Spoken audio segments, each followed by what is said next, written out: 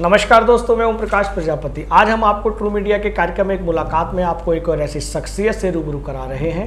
आप हैं कामना मिश्रा जी। आप एक लेखिका हैं, अभिनेत्री हैं, पुलिस मित्र हैं, RWA सदस्य हैं, नृत्यांगना हैं और नाटक निर्मात्री हैं। कामना मिश्रा जी, आपका ट्रू मीडिया के कार्यक्रम में एक मुलाकात में स्वागत है। धन्यवाद आदरणीय, बहुत बहुत धन्यवाद। कामना जी, जैसा कि मैंने दर्शकों को बताया कि एक पुलिस मित्र भी हैं जी। तो जैसे कि आप पुलिस मित्र हैं, तो क्या इससे आपकी जो सखियां हैं या सखा हैं क्या आप पुलिस मित्र के नाम से डरती हैं या संकोचित होती हैं? इस बारे में बताएं। ऐसा कुछ नहीं है। पुलिस मित्र का मतलब ही होता है, शब्द देखिए उसमें है मित्र जी। मित्र का मतलब होता है जो पुलिस और पब्लिक के बीच में ब्रिज का काम करे, मित्रता करवाए। जी जी, जी। मैंने अभी 10 मार्च को जी वुमेन्स डे सेलिब्रेट कराया था विवेक विहार थाने में, जो मेरा थाना है, और SHO पूनम पारेख मैम उनके गाइडेंस में कराया था। तो जो पहली बार ऐसा हुआ था कि जो महिलाएं हैं उन्होंने थाने में जाकर वुमेन्स डे सेलिब्रेट किया। तो पुलिस का पब्लिक से काफी दूरी है, गैप है, लोग डरते हैं और कुछ हद तक ये बात जायज भी है। तो अच्छे बुरे लोग हर जगह होते हैं। तो पुलिस मित्र का कॉन्सेप्ट जो इंट्रोड्यूस किया गया वो इसीलिए किया गया कि कुछ लोग इसमें आए, विशेष रूप से महिलाएं आए। ये बहुत अच्छी बात है। मैं वैसे आपको बता दूं कि जब मैं पुलिस मित्र नहीं भी थी तब भी मैं सामाजिक रूप से बहुत सक्रिय थी और मैं थाने जाती थी या किसी की कोई मदद है तो मैं गई तो अपने काम के लिए थी। फिर धीरे धीरे मेरी वहाँ कौशल पांडे मैम जो SHO 3 से मुलाकात हुई। फिर मुझे पता लगा कि ऐसा भी एक कॉन्सेप्ट है जिसमें हम लोगों की हेल्प कर सकते हैं, जैसे वुमेन सेफ्टी वर्कशॉप्स हैं। क्योंकि वर्कशॉप सिर्फ स्कूल कॉलेजेस में डिफेंस के लिए ऑर्गेनाइज कराई जाती थी।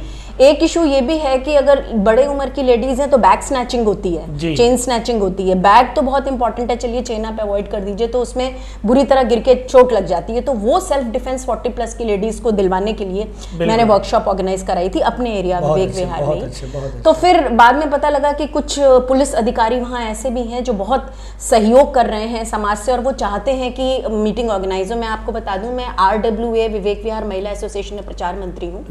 तो RWA की मीटिंग्स भी हम लोग समय समय पे, हमारी पूरी कमेटी एसोसिएशन है वो थाने में हम ऑर्गेनाइज कराते रहते हैं, जिसकी पिक्चर्स मैं FB पे शेयर करती रहती हूँ, आपने भी देखी होंगी। तो इससे क्या रहता है कि सौहार्द का माहौल बनाने की कोशिश करी जाती है। जैसे हमारे यहाँ बालाजी मंदिर पे वो पॉइंट है तो ट्रैफिक का इशू है या बेगर्स का इशू है, तो इससे हम पुलिस अधिकारियों से लोग फ्री होकर डायरेक्ट मिल लेते हैं। हमने पुलिस अधिकारियों को, आला अधिकारियों को डायरेक्ट भी अपने यहाँ बुलाया है मीटिंग। कभी आपको ऐसा भी लगा है कि जैसे आप पुलिस मित्र हैं, अगर पुलिस में कोई अधिकारी होती, पुलिस मित्र के नाते से कोई ऐसी एक्टिविटी या कोई आदेश नहीं दे पाती हैं, अगर आप पुलिस अधिकारी होती तो वो आदेश पारित करती, ऐसा भी कोई आपके साथ में हादसा? जी ऐसा था। ये इस सवाल का जवाब देने के लिए ना मुझे बहुत अतीत में जाना पड़ेगा। जी शादी जल्दी हो गई थी। मैंने जब ग्रेजुएशन किया, मैंने BSc बॉटनी ऑनर्स किया है SGTB Khalsa college north campus Delhi university से। तो इमीडिएटली ग्रेजुएशन के बाद ही मेरी शादी हो गई थी। तो मुझे इस तरीके का कोई मौका मिला नहीं। तो थोड़ी सख्ती ज्यादा थी मेरे घर में, तो मेरे पिताजी ने ज्यादा हाँ ना सुनी नहीं। अब आप बात चली है तो मैं आपको बता दूं, पुलिस का इतना मन नहीं था लेकिन मीडिया में जाने का बहुत मन था मेरा। जैसा कि मैं इंटरव्यू भी लेती हूँ लोगों के, मन संचालिका हूँ, आप जानते हैं मुझे इन चीज़ों का बहुत शौक था, नृत्य और नाटक के अलावा। तो मैं काफ़ी एक्टिव रहती थी, पर घर में इन सब चीज़ों को बहुत ज़्यादा बढ़ावा मिला नहीं। तो मैं मीडिया में जाना चाहती थी।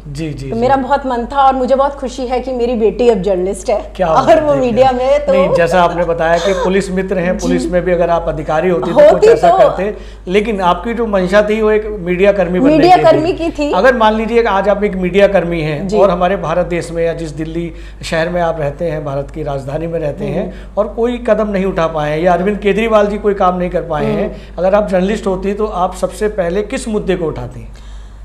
सबसे पहले मैं ये जो बढ़ती आबादी का मुद्दा है ना जी, जो जनसंख्या, मेरे हिसाब से जो प्रदूषण हो रहा है या जितना भी अनएम्प्लॉयमेंट का प्रॉब्लम है या जितनी भी समस्याएं हैं, उसका रूट कॉज जो है वो ये ओवर पॉपुलेशन है। मैं बता दूं, मैं एक टीचर हूँ, शिक्षाविद हूँ, मैं इंग्लिश स्पीकिंग स्किल एक्सपर्ट हूँ, पर्सनालिटी ग्रूमर हूँ। साथ में जो सामाजिक मुद्दे हैं इनके बारे में मैं भी अपने क्लासेस में पढ़ाती हूँ।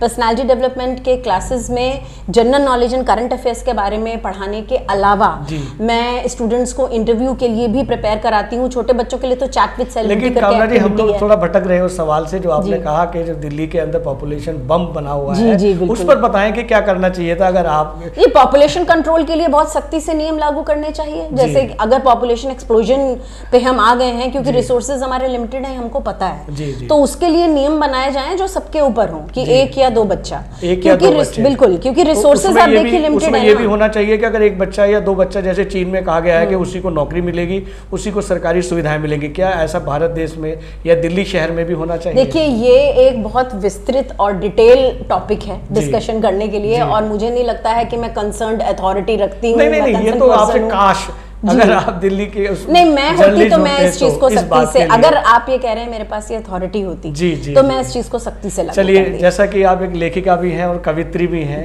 तो आजकल देखने ग्लोबल वार्मिंग हो रहा है और बहुत सारा प्रदूषण हो रहा है प्राकृतिक रूप से। अगर आप मीडिया के नाते से, अगर आप मीडिया कर्मी होते, वरिष्ठ मीडिया कर्मी होते या मीडिया कर्मी होते, उस विषय को लेकर आज जो ग्लोबल वार्मिंग हो रहा है उसको कैसे रोकते? मैं इस बारे में बताना चाहूँगी। रेजिलेंस रिलेशन करके एक इंटरनेशनल ऑर्गेनाइजेशन है, मैं वहाँ की भी मीडिया कोऑर्डिनेटर हूँ जी। डॉक्टर सीमा शर्मा उससे चलाती हैं, विवेक विहार एरिया की मीडिया कोऑर्डिनेटर हूँ। वो इन्वायरमेंट के डायरेक्शन में ही काम कर रहे हैं जी। तो हमने अपना विवेक विहार में RWM में कर्टिन यूनिवर्सिटी को बुला के, जो ऑस्ट्रेलिया से कर्टिन यूनिवर्सिटी आई थी, बाकायदा एक वर्कशॉप ऑर्गेनाइज कराई थी जो इसी चीज़ के ऊपर थी, पोल्यूशन, वुमेन हाइजीन और ये जो गार्बेज डिस्पोजल, सोलर एनर्जी को किस तरह यूज करना है। पर पेपर वर्क ज्यादा है, जो हम प्रैक्टिकली चीजें जो हैं वो नहीं इतनी कर पा रहे हैं। उसका रीजन भी वही है, ओवर पॉपुलेशन है और कुछ चीजें गवर्नमेंट में अटकी हुई हैं, यहाँ से सैंक्शन नहीं, वहाँ से सैंक्शन नहीं। ऐसा नहीं है कि लोगों को पता नहीं है, बहुत एजुकेटेड लोग हमारे यहाँ हैं जो जिनकी ऑर्गेनाइजेशन है डॉक्टर सीमा शर्मा, मैं तो मीडिया कोऑर्डिनेटर हूँ, दिल्ली यूनिवर्सिटी में प्रोफेसर एनवायरमेंटल स्टडीज की। तो इस डायरेक्शन में मैं वहाँ भी जुड़ी हुई हूँ एक्टिवली। बहुत से वर्कशॉप्स ऑर्गेनाइज हुए हैं और हमने लेडीज को अवेयर करने के लिए भी वर्कशॉप ऑर्गेनाइज करी है कि किस तरह से गार्बेज डिस्पोजल करके आप घर में खाद बनाएं। काफी अवेयरनेस है, स्कूल में भी कराया जाता है। लेकिन अफसोस की बात यह है कि चीजें इंप्लीमेंट नहीं हो पाती उस तरह से। एक महिला होने के नाते, जब एक महिला होने के नाते, क्योंकि मैं भी गृहिणी हूँ, माँ हूँ, एक महिला होने, क्योंकि एक औरत जितना अच्छे तरीके से गार्बेज डिस्पोजल, किचन में हम ही लोग सबसे ज्यादा सामान निकालते हैं, जो एक महिला कर सकती है, घर में गमले भी सबके हैं, खाद का काम या पार्क में, वो मुझे नहीं लगता कोई और कर सकता है। क्या आपको लगता है कि जो भारतवर्ष की आधी आबादी है, जिसको बच्चों को लेकर और परिवार को लेकर, पति को लेकर, किचन को लेकर इस तरह से अवेयरमेंट और जागरूक रहना चाहिए, क्या वो हो रहा है जमीनी स्तर पर? देखिए, कोशिशें बहुत हो रही हैं, ऐसा नहीं है कि कोशिश नहीं हो रही है। क्या हो रहा है? इम्प्लीमेंट पूरी तरह से नहीं हुआ है, ये आप भी जानते हैं, मैं भी जानती हूँ। मीडिया के चैनल के माध्यम से उन महिलाओं को, उस आधी आबादी को क्या संदेश देना चाहेंगे कि जो प्रदूषण, प्राकृतिक प्रदूषण हो रहा है, उस पर क्या काम करना चाहिए? देखिए, मैं ये संदेश देना चाहती हूँ आधी आबादी को कि यदि आप चाहें तो बहुत कुछ रोक सकते हैं। सिंपल, जैसे कि लाइट्स ऑफ करना है जी, एसी को कम से कम यूज करना है, घर में फ्रिज की जगह आप मटके का पानी यूज कीजिए। एक महिला, चाहे खाना बनाना आपके हाथ में है, अगर छिलके आप कर रहे हैं इकट्ठे, तो कूड़े में 2 डस्टबिन हम घर में महिलाएं भी बना सकती हैं। और एक डिसिप्लिन, एक माँ, अभी भी हमारे यहाँ माँ की शक्ति चलती है, मैं भी एक स्ट्रिक्ट मदर ही हूँ, तो आप इम्प्लीमेंट कर सकते हैं इसे। Blue dustbin and green dustbin का जो कॉन्सेप्ट है, biodegradable and non biodegradable waste का, तो वो महिलाएं उसको इम्प्लीमेंट कर सकती हैं। और जितना भी आपका कूड़ा है, जो आप छिलके वगैरह निकालते हैं, पील्स वगैरह निकालते हैं, उनको गमलों में या पार्क है तो वहाँ पे आप कर सकते हैं डिस्पोज। और RWS जो बनी हुई है उसमें महिलाएं एक्टिवली पार्टिसिपेट करें। हमारे RWA विवेक विहार महिला एसोसिएशन बहुत एक्टिव है इन चीजों में। मैं सभी महिलाओं से अपील करूंगी कि इस तरह के एसोसिएशन बनाएं और ऐसी वर्कशॉप्स के लिए आप साइंटिस्ट को बुलाइए या उनकी हेल्प लीजिए। कामना जी, जैसा कि मैंने बताया दर्शकों को कि आप लेखिका भी हैं, कवित्री भी हैं, जी जी, क्या एक साहित्यकार का फर्ज नहीं बनता कि अपने साहित्य की, अपने कलम के माध्यम से, अपने साहित्य के माध्यम से देश को जागरूक करें, बिल्कुल नामांकुरों को जागरूक करें कि वो जो है ऐसा करें जिससे हमारा जो प्राकृतिक जो प्रदूषण हो रहा है, जो हमारी उम्र कम हो रही है, हो सकता है आने वाले समय में हमारी जनरेशन को जीने का मौका मिले या ना मिले, ये हो सकता है हमें ऑक्सीजन भी खरीदनी पड़े, बिल्कुल बिल्कुल, पानी भी खरीदना पड़े। इस पर क्या कहेंगे? मैं तो ये कहूँगी कि देखिए, मैं बहुत बेबाक हूँ, मैं बहुत, मेरी जो कलम है वो बहुत बेबाकी से लिखती है। मैंने तो ये बात बार बार FB पे, सोशल मीडिया पे भी जाहिर की है कि साहित्यकार होने के नाते, साहित्यकार हूँ, छंद मुक्त लिखूं या छंद युक्त लिखूं, लेखन लेखन होता है। अगर मैं कॉमनस थॉट्स करके भी, मेरा एक पेज है, एक मेरी ईबुक भी है, तो मैं उसमें बिंदास लगती हूँ। और जो बात आप कह रहे हैं एनवायरमेंट के प्रति, एनवायरमेंट के प्रति भी पूरा जागरूकता पैदा करी जा सकती है लेखों के द्वारा। मैं मोटिवेशनल स्पीकर भी हूँ, तो बोल कर भी हम कर सकते हैं। हैं, लिख कर भी कर सकते हैं, कविता के माध्यम से, नाटक के माध्यम से, नाटक के माध्यम से ये भी साहित्यकार को भी ये काम लेना पड़ेगा, जब भी काम हो, बिल्कुल जिम्मेदारी लेनी पड़ेगी। जैसा कि आपने बताया कि आप लेखिका भी हैं, अभिनेत्री भी हैं, नाटक करती भी हैं, और RW में हमारी पुलिस मित्र हैं, और क्या क्या है थोड़ा बताइए। देखिए, मुझे अभिनय और नृत्य का बहुत शौक है। मेरे वीडियोस हैं यूट्यूब पे, मेरा चैनल है, आप कामना नहीं, हम ये पूछना चाह रहे हैं कि क्या क्या है। हाँ, वही बता रही हूँ मैं एक इंग्लिश स्पीकिंग स्किल एक्सपर्ट हूँ, पर्सनालिटी ग्रूमर हूँ, मोटिवेशनल स्पीकर हूँ, सोशल एक्टिविस्ट हूँ, नाटक लिखना शौक है, उसमें हास्य पात्र करती हूँ, लेकिन मेरे जितने भी नाटक हैं सोशल मैसेज के साथ हैं। जैसे आपने महिलाओं की जागरूकता की बात की, तो मैं आपको बता दूं, मैंने बहुत से नाटक इस पे किए हैं। जैसे स्मार्टफोन का यूज होना चाहिए, समय के संग बढ़ती एज की महिलाओं को भी, जो वरिष्ठ हैं, उनको भी टेक्नोलॉजी का ज्ञान होना चाहिए। एक इंद्रप्रस्थ हॉर्टिकल्चर सोसाइटी है ना, मैं उस प्रश्न से थोड़ा भटक रहा हूँ। मैं ये जानना चाह रहा था कि आपके अंदर बहुत सारी काबिलियत कूट कर भरी है, ऐसा क्या है जो अभी तक उसको भी आपको सीखना है या वो करना है? मेरा प्रश्न ये बनना चाह रहा था। ठीक है, मैं आपके प्रश्न का उत्तर देती हूँ, तो इसका उत्तर भी बहुत मुझे पहले से देना पड़ेगा जी। ऐसा होता है जब एक महिला के लिए, एक गृहिणी के लिए, एक माँ के लिए प्राथमिकता अपना परिवार होती है। जी। मैं भी शुरू से वर्किंग नहीं हूँ, जैसे मैंने बताया मेरी शादी जल्दी हो गई थी, तो प्राथमिकता मेरा परिवार ही रहा था जी। मैं एक्टिव हुई जब मेरे बच्चे थोड़े से बड़े हुए जी। और मेरे पति के देहांत के बाद 10 वर्ष हो गए हैं उनके देहांत को। जी। तो उनके देहांत के बाद जो आघात मुझे पड़ा, तो बहुत सारी जिम्मेदारियां एकदम से मेरे ऊपर आ गई। तो मैं ऐसा मानती हूँ कि महिला बहुत सशक्त होती है, एक माँ बहुत सशक्त होती है जी। सहारा कोई नहीं होता जी। हर व्यक्ति अपना सहारा स्वयं होता है। बिल्कुल। तो बहुत सारी विपरीत परिस्थितियां थी, उनका देहांत हो गया था, वो एक दुखद दुर्घटना थी ही। इसके अलावा और भी बहुत सारे प्रॉब्लम्स थे, जैसे बहुत सारे लोग जिनसे मैं सोच रही थी कि मुझे सपोर्ट मिलेगा, मुझे नहीं मिला। कुछ फाइनेंशियल जिम्मेदारी भी ऊपर आ गई, बच्चे छोटे थे मेरे। तो वो सारी जिम्मेदारियां उठाने के लिए मैंने पहले अपने परिवार को देखा, कमाना शुरू किया, जिसमें बेशक शिक्षा जो है बहुत इंपॉर्टेंट होती है। तो NIIT से मेरा सफर स्टार्ट हुआ था। NIIT में एज ए इंग्लिश स्पीकिंग। ऐसी कौन सी विधा है जो अभी तक आपने सीखी नहीं है?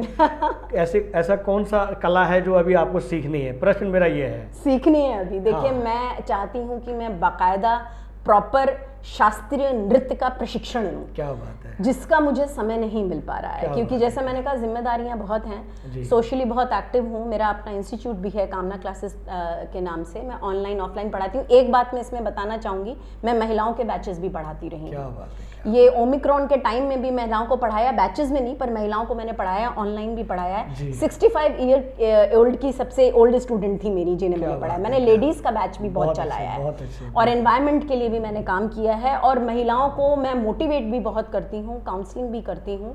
और कुछ भी इम्पॉसिबल नहीं है, मैं आपको बताऊं, जिंदगी कभी रुकती नहीं है। मेरा 10 साल का जो सफर है, यही सफर है जिसमें मैंने पहले नौकरी करी और फिर सामाजिक क्षेत्र में कदम रखा। वहाँ भी जब मैं NIIT में गई, तो मैं जो मेरे फैकल्टीज़ थे, जो और मेरे कोलीग्स थे, उसमें भी लेडीज़ को मोटिवेट करती थी, लड़कियों को मोटिवेट करती थी। और मेरा एक ही संदेश रहता है कि आप फाइनेंशियली इंडिपेंडेंट और स्ट्रांग हो, कुछ भी इम्पॉसिबल नहीं है। और महिला क्या पुरुष क्या मिलकर अगर सब काम करें, तो हम देश के लिए, एनवायरनमेंट के लिए, और ऑब्वियसली साहित्यकार होने के नाते साहित्य के क्षेत्र के, साहित्य के थ्रू, कलम के थ्रू जागरूकता पैदा की जा सकती है। यहाँ मैं कहना चाहूँगी, मैंने नाटक लिखे थे, जो बात मैं कह रही हूँ, इंद्रप्रस्थ हॉर्टिकल्चर सोसाइटी महिलाओं द्वारा चलाई जाती है, महिलाओं के लिए। वहां मैंने एक पात्र किया था जिसमें मैंने महिलाओं को, जिसमें सब हाउसवाइफ्स ही हैं, मोटिवेट किया था कि आप अपना टाइम निकालें और बागवानी, गार्डनिंग की तरफ ध्यान दें, जो महिलाएं कर सकती हैं, हर एज ग्रुप की महिलाएं, और किचन के वेस्ट से ही। तो बाकायदा है उसके लिए ऑर्गेनाइजेशन लेडीज की बनी है, मैं उसमें जुड़ी हुई हूँ। तो वहां मैंने नाटक करके, प्ले करके एक पात्र, अम्मा जी का पात्र था, संदेश दिया कि सभी महिलाएं ये सीख के समय का सदुपयोग करें, सारा समय प्लीज टीवी के आगे वेस्ट ना करें। आपने बहुत कम समय में बहुत सारी जानकारी ली है और उसको आपने शेयर भी किया है। कामना जी, आपने ट्रू मीडिया के कार्यक्रम में एक मुलाकात में अपना बेशकीमती समय दिया, उसके लिए बहुत बहुत धन्यवाद। अगर आप ये वीडियो YouTube पर देख रहे हैं तो हमारे चैनल को सब्सक्राइब करें और बेल आइकन को दबाना ना भूलें। अगर आप Facebook पर ये वीडियो देख रहे हैं तो हमारे पेज को लाइक करें।